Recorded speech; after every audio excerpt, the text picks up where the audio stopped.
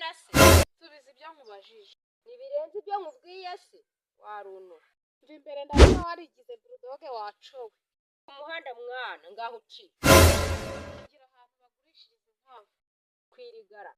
ahubwo ryarizembe naryo upfuneye umugabo w'imyaka 30 ni we witira izembe ahubwo gakwandi ntiyashatse yaratoraguye ubwo kutuzi wacyohewe cyohe ni wowe wacyatuye tumuka genda n'amatungo yanjye bayamaze sawa nyine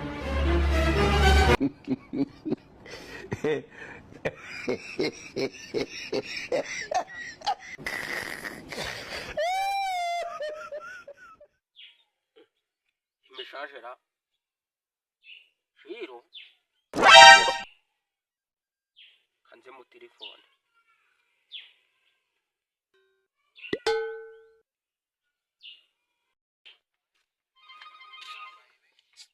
ingi igihe namuhamagariye nibwo amuhamagara yego shiro sha iyi mbishaje yo kujya mu masengesho nashaka ko dusenga iminsi ine ijuru rigakinguka tukera ngo de aho nasenga iminsi ine kuko ejo bundi narivuruguse mwivu abayiki se muntu wanjye cyangwa ni bimwe byawe byo kumbeshya ngo wasenze wapisha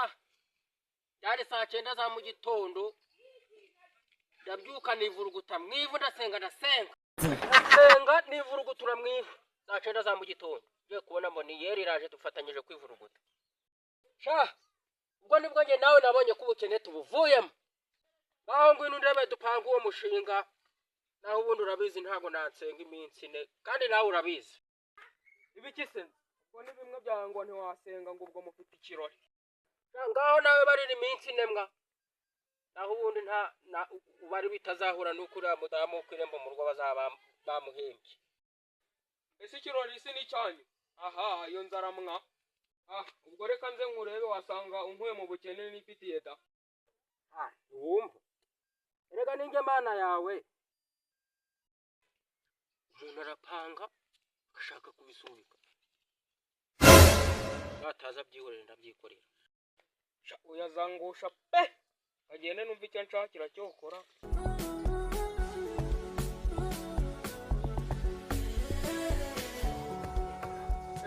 amakuru se sheri ni meza be nese be kwambura wapishiriye ubwo nuko ndi mu kiruhuko cyo gutera yishyiremo rero nkeneye umwana kuko binanze na papa we twamubyara uzi ko no muri cemba yavuye ari wowe wenyine ari njye jyenyine wari urimo ni umukunzi cyangwa ni protocol cemba se niki mwebwe kiramwita nyababyeyi twebwe tukita cemba ntabwo byoroshye abagabo bari abakera koko bizorohasha tuzabyara abana baragwiriye mu cyangwa ushaka kumera nka cya gikobwa mu bantu gifite abana 7 badahuje umuntu wandiza akankuza ikindi akanaduhuza fashe n'igenera shyamba wapishira ahubwo nyegera nagaruka ubwo witekereze ureba igihe cyose nagutereraga indu uzikuramo nakwihorera nyine warambabariraga ariko se sinakuyemo inda 5 gusa okay tugende ntareba ariko nta kiva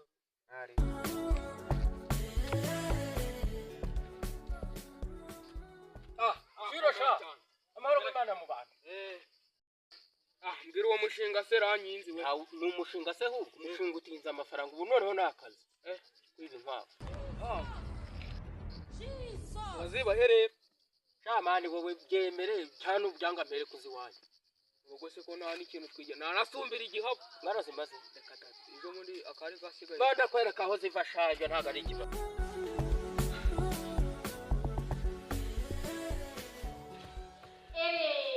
ere kuvuye kuzana abagabo inkwavu bazimaze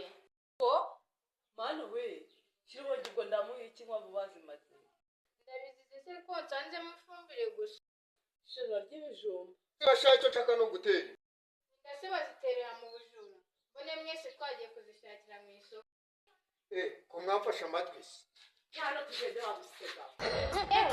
uwo musega si umusegakazi byose mbibona n'umuriro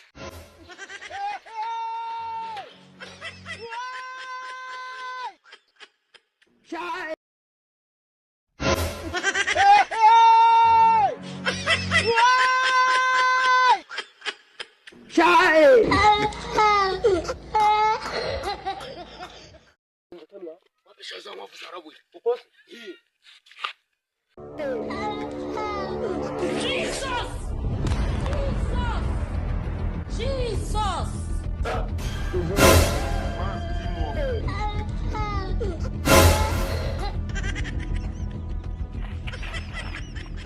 Urimo kubitwa na ndembo yawa mu Karitasi. Koshya mwabi Karitasi. Mwavu zanjye zirihe cyangwa mitemba ruguru. kandi twazishishuye.